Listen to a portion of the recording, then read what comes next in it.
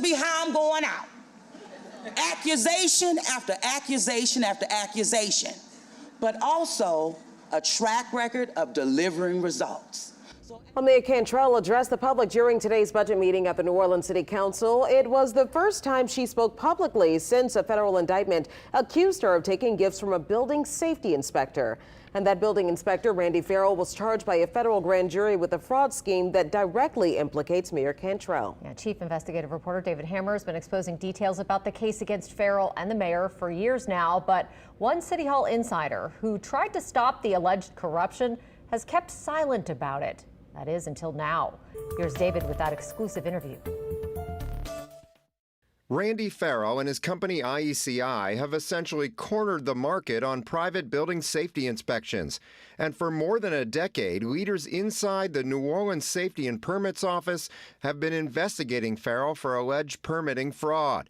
It started with Mayor Mitch Landrieu's Director of Safety and Permits, Jared Munster, who talked to us about it years ago.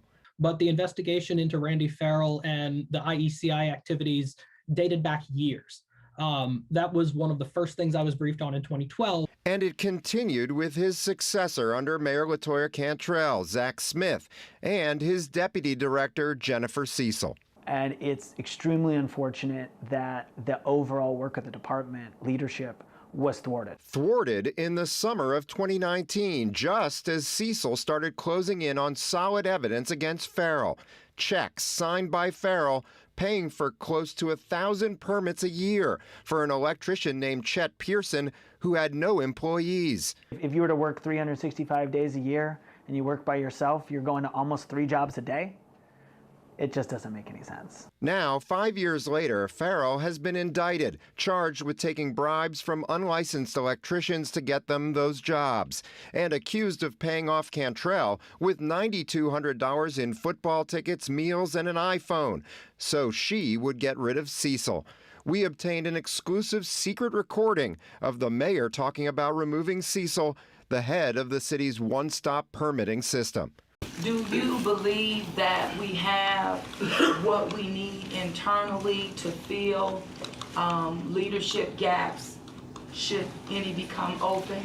So like running one stop, that sort of thing. 3 days later, Cecil was out. The indictment alleges Cantrell asked Chief Deputy Administrative Officer Chad Dyer to fire Cecil, and he refused. A week later, he too was out. But Smith remained, and records show he tried to pick up the investigation Cecil had started. We obtained this email he sent September 9th, 2019, to Chief Administrative Officer Gilbert Montano, detailing what Cecil found about Pearson and asking for a, quote, further, more exhaustive investigation. The immediate response was, this is very serious and we'll look into it. And I think outside of maybe a couple of reply alls, that's about the extent that I saw. The following month, Smith put together this budget request, asking for a staffer embedded in safety and permits to investigate fraud. That request was also denied. I certainly know that I was upset at the time that I didn't get my way, that I was overruled. Then, in March 2020, Montano sat down with me to announce he was demoting Smith as a part of a total overhaul of safety and permits. And not necessarily because Zach had any level of, as far as the investigation goes, corruption or corruption-related investigation paths, but the overall success and progress of the agency is going to be vital to have new leadership in place. Smith and Montano never got along, but Smith was shocked when he saw the allegations against Montano in Friday's indictment. Farrell allegedly got Montano 3 tickets to a Saints game in December 2019 worth $1,160.